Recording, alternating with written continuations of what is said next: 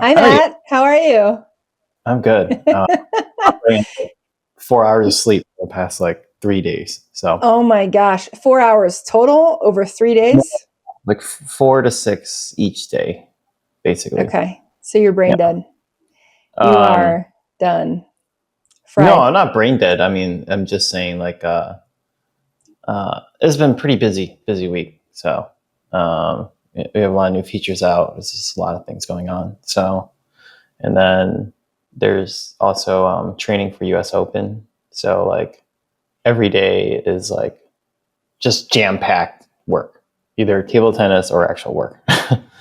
So is table tennis turning into work for you right now? No, I love that. It's like I need it. Actually, I can't work without table tennis Okay. because it's coffee alone only gets you so far. So right now, like Sure. I haven't drank coffee yet, and I've been working since like 6 a.m. And I'm like I'm fine. hmm How are So you table fine? tennis, What'd you do? this What is do you table do to be tennis. fine? You, table tennis, like if you do competitive sports and stuff, like it's really easy to like after a certain point it's really easy to kind of hack your body, and you don't have to be so dependent on like a trigger to give you energy. You can hmm just kind of muster it up, and then because I'm like always exercising, I'm always hungry.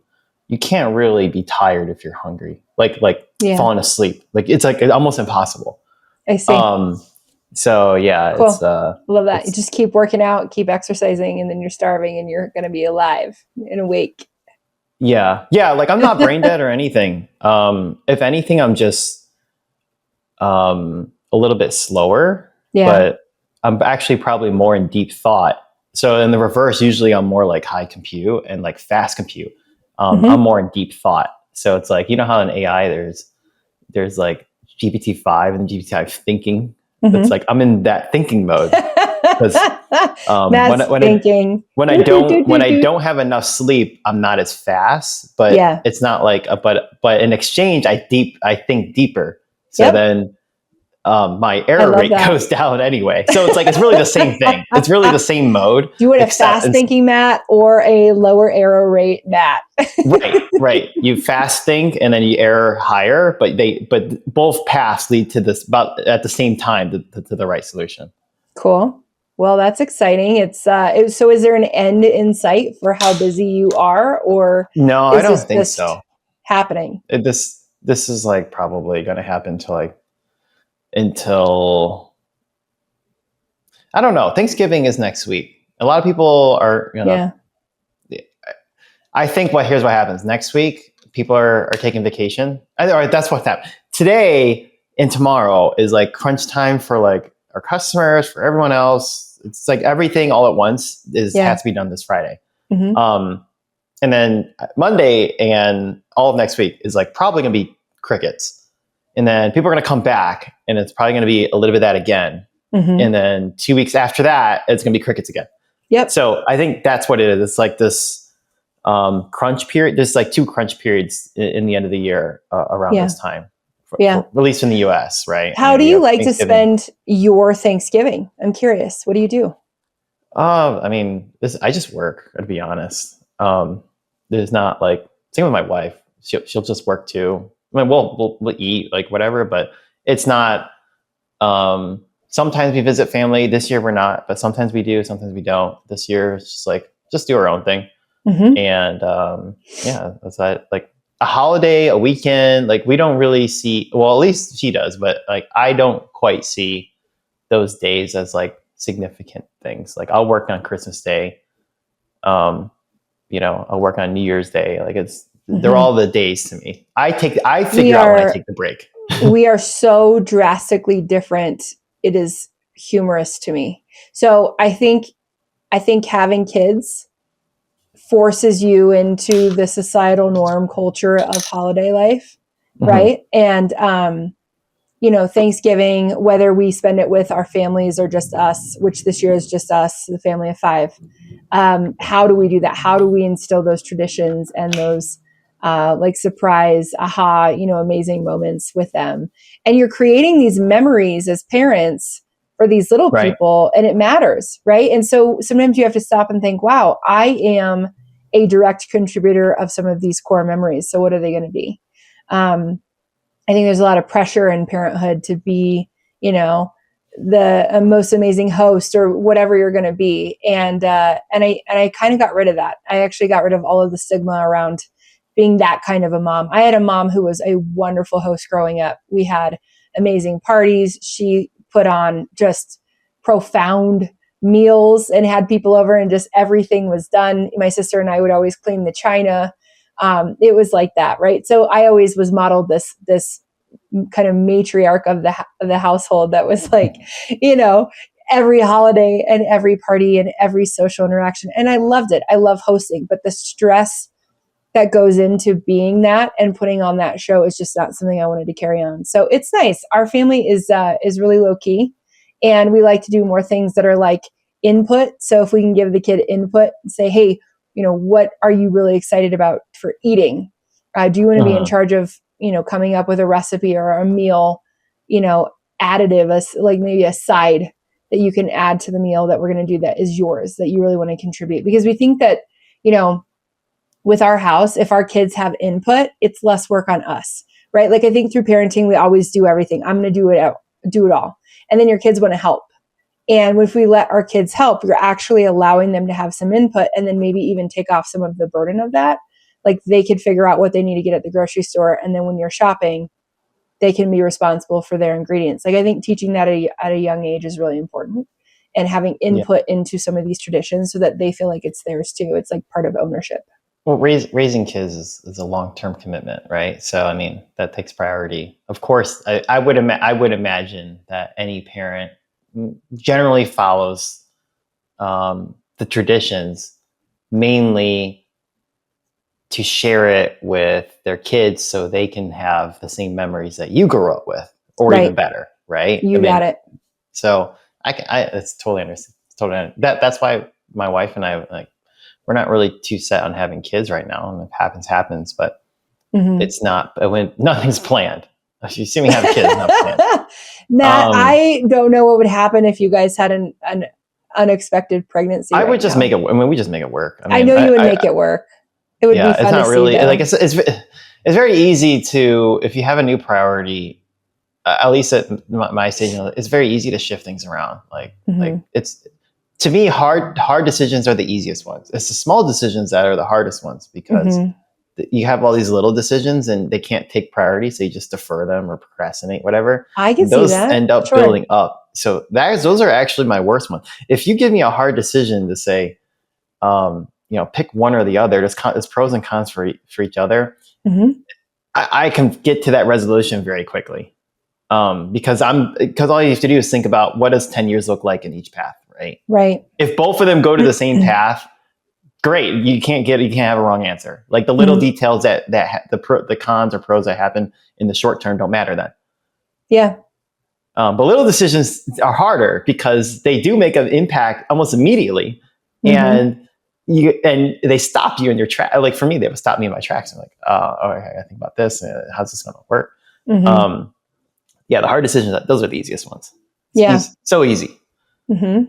Interesting. So having a kid is an easy decision. I mean, it is. I mean, for us, not needing to plan for it is easy, and then also saying that if things change either by accident or on purpose, it's also easy to go in that direction, right? It's not one or the other. Remind me what your wife does again for work. She does sales. She's she sells these like medical devices for seniors.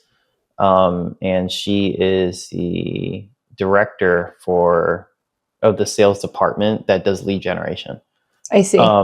So her team has to work with, the patient, the doctor, the patient, and the insurance company. Yeah. And because their product is not necessarily, like, everyone has to be approved for the patient to use the product.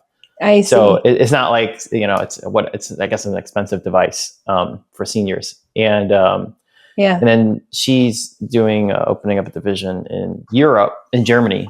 And so she does a lot of like back and forth. So she's up at 4 a.m. doing comms over there. She has to travel over there a few months, every quarter, at least like maybe once a month, or maybe like 2 months every 6 months, something like that. So yeah. She likes her job, so she loves being busy. So her world would be rocked if you guys wanted to have kids. Nah, she would figure it out. Yeah, it's not that. I mean, we don't need two people making money. She'll be like, okay, I'm just gonna drop everything. It's okay. I'll return it later on when I have more time. Like, she has no problem. That's amazing. That's amazing. So, one day she loves her independence. So, I mean, that's why she loves making money. She's just like, internally, she's trying, we just have this competitive, she wants to make more money than me. It's like, good luck on that. Cause I have my own company and I can just keep pumping out my own cash until it grows super big. So, and plus reinvest it from profits. So it's like, it's a little different. So anyway, but she, that's we're workaholics.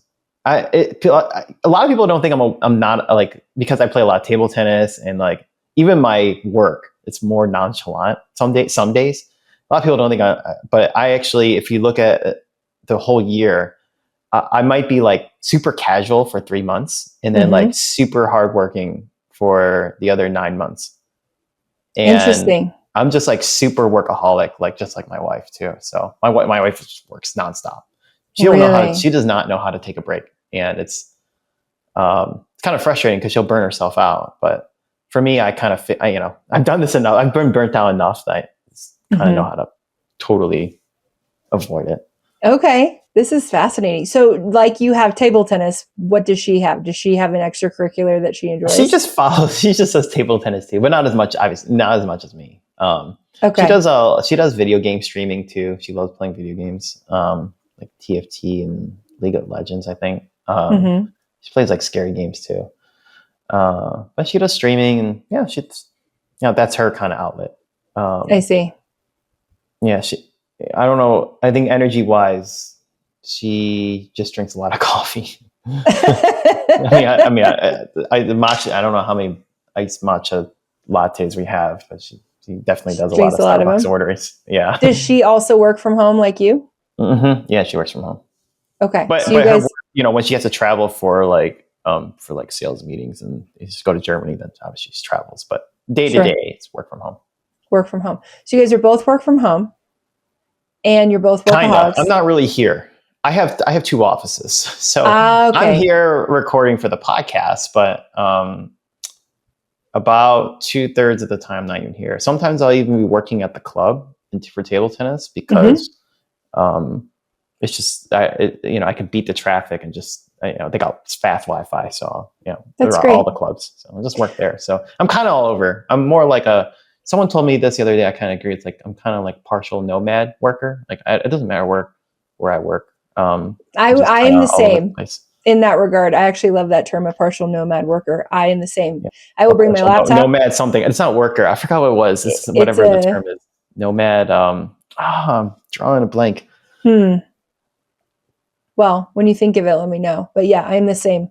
I actually enjoy being able to work from wherever. So I took the train. I got home from Miami yesterday, and I took the train, and it's an hour and a half each way from my house to the airport on the train. And you have to switch trains halfway through. But I love it because you can literally, I just use my hotspot and then you can work from wherever. As long as I have my laptop and my phone and my headphones, I'm good. And I love being able to do that. The freedom in being able to use my brain and work from wherever is something that gives me adrenaline. Wait, really? So work hasn't given me adrenaline probably since in my 20s. I don't get any adrenaline from work. Even when I land like big sales, it's more of a dopamine effect and that's about it. That's about it. Like I love getting new sales, and I love like when great things happen, but I don't get a burst of energy. I don't get a second wind from it. Okay. I don't know where that stopped. Yeah. I think I don't know where this is. Somewhere in my late 20s. Work never gives me adrenaline. I love it, but it doesn't give me adrenaline. So that's what table tennis. Table tennis doesn't really give me adrenaline either. But Okay. When there's really close matches, and it's rare when that happens, when there's close matches, then I can feel the adrenaline a little bit.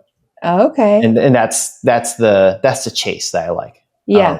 You play competitively to get in these moments of like, you're just in your flow state, and Mm-hmm. you just go into you get a second win. You just go into a whole different mode. Mm-hmm. Work is just so predictable, and there's unpredictable elements of it, but the steps to do those to manage those unpredictable things are very defined, right? It's just scientific method. Just have an idea, test it. Does it work or not? Like, if you break down all of work, that's what it is. Unless you're more at the execution level, and it's even easier. There is no hypothesis. Just do it. Do it. Right? You're executing. Yeah. Right. So I just find it like work just so predictable. There's nothing in work where I would feel like, where I feel like it would be like, oh man, I have no idea what I'm doing. Like, you give me an unknown, I'll just start at the place of like, well, where we're trying to go. What's the outcome? So if you put me in a spot and I don't know anything about it, it's just simple. Just ask around, like, well, why are we here? Right? Very simple 5-year-old questions, and then just build a context around it and see what needs to be done. So I don't know. Table tennis is different. You got people trying to beat you. You got super fast ball going on. Your body needs to act in fractions of a second. And you got to plan out your points, and it's not easy. You could have a bad day too. It could be a mental problem. There's just nothing easy about that. Versus business, like, you can take it as fast as you want, take it as slow as you want. Both paths still win. That's true. Speaking about business, I'm excited. I actually have a little bit of a dopamine hit from business, because I had a really good conversation finally with an ops person who could potentially help me next year. Oh yeah, you were trying to find someone where they can kind of do more the day-to-day. Yeah, I'm really excited about it. I had a really good conversation. I felt very seen and supported just in that conversation of specifically what she might be able to do. So now it's just a timing thing. It's figuring out the funding for it. That's like my next big question is, do I want to attempt to just land a whale client now and have that pay for hiring? And I think so. I think that's what I want to do. 90% the right answer. The reason why is asking for money. It doesn't matter if it's an investor, friends, family, whatever, is about 100 times harder than saying, go to a client like, hey, I can do these services. Do you want to do it? If they say no, do you want to do it for 10% discount? Right? It's so easy to negotiate one entity versus a tiny small ones to figure out your funding. Right. So I don't know. That's just my experience. And back when I used to do like agency stuff, like, that's what I did. But it's a balancing act, right? So it's like, you got to bring people, you got to land this client, but they depend on bringing someone on. But you can't bring someone on unless you have the money from that client. So you have the chicken before the egg problem. That's exactly right. You just do it all at once. I just find you just do it all at once, and somehow things work. Actually, I was looking at the books and thinking about that, and I'm forecasting for next year, and I'm thinking, same. What if I just do it all at once? And then just, will it work out? Yeah, I'm kind of in that mode. And also, I'm not impartial to getting a SBA loan at my bank, like talking to them about rates and what that would look like too. Would you be able to pull that off like in such a short time period? Loans? I don't know what closing rates for loans are. I don't know. That's a good question. I think it's going to take me going to my bank and having a conversation and asking what terms are, what the options are. It already sounds easier getting a check than a loan. Yeah, for sure. Right. I mean, like, you don't even have to have it because that could be time wasted versus time to land the first check on the client is like all towards getting the cash anyway. Right. It's not just the client relationship. It's also the check. So if you think about from a time efficiency end, you have to, we'll just pretend you have to still communicate with the customer 8 hours a week. Just pretend you have to, no matter what, whether they're a lead or not, you're trying to close the business, or maybe they already have the business and you're just trying to fulfill the work to get to invoice for the person. No matter what, the comms are still there. Versus you add another 4 hours plus 2 hours of mental draining exercises a week just to get potentially, this other loan that may or may not work versus, and it, maybe less money from a LTV, from a lifetime value perspective versus the customer. Eventually, I just feel like it's competing forces. Like if you're stuck, then sure. Well, you still have to get a client. You still have to get a client to pay off the loan, right? Oh, and that too, right? Yeah, so you get the loan, and then okay, great. Now you brought on the person that you want to bring, but now you have no client pipeline. I think it's just much easier. Just land the client. You should be able to do most of the work anyway. If you have to work overnight, just do it, and then suffer for 30 days. Bring the person on, pay him, and then you don't suffer anymore, and then everything's gravy. Oh, Matt, I love the thought process of all of that. Yeah, no, I'm in alignment. I think I'm just going to start going after filling the pipeline and doing what you're doing a ton of marketing and a ton of lead gen. Just making sure it's hitting the right people for the kind of client we're growing into. So, well, we're winding down the year, so I want to hear the progress in January 30th. No, we're not going to start until next year. Oh, okay. Yeah. I'm a strategist, right? So I have the long game up front, and I think about it, and I talk, and I have the interviews and the conversations, and I've started feeding my inbox with conversations with potentials of this role. And then I say, hey, you could not hear from me for the rest of this year. And that's not weird. I'll put a follow-up in December just so that we're all still alive and this is warm. However, I'm looking at this next year. So this is definitely a Q1 play, because I just, as we've said in previous episodes, I tend to get distracted and I have a lot of ideas and a lot of planning, but I'm really, really focused on the brand of Anne. The update there, we are done. We have my brand Bible, which is amazing. I feel so seen. They're putting together the 1-page kind of pitch sheet on me that they're going to start circulating around to just get some speaking gigs, podcast guesting, and get my book published. And on the plane home from Miami, I actually opened my book again, which I wrote at the beginning of this year and haven't wanted to open it again. And I opened it and I love it. I loved my book. I love reading it. It's so fun. I added a shit ton to it, and I'm not even through chapter 1. The chapters are different. It's a different structure. I don't know if a publisher is going to enjoy it, but I can explain the framework of why it is what it is and the way it's written. But I think I have 240 pages of a book written.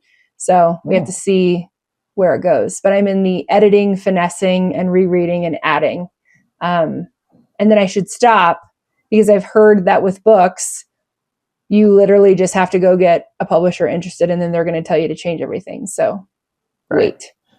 Well, looking to hear more about that. I got to run, but I want to dive more into the book. Maybe our next episode, let's talk more about how that process is, because I've never written a book, so I think it's quite interesting. So, all right, I got to run. Awesome. Thanks, Matt. See you later.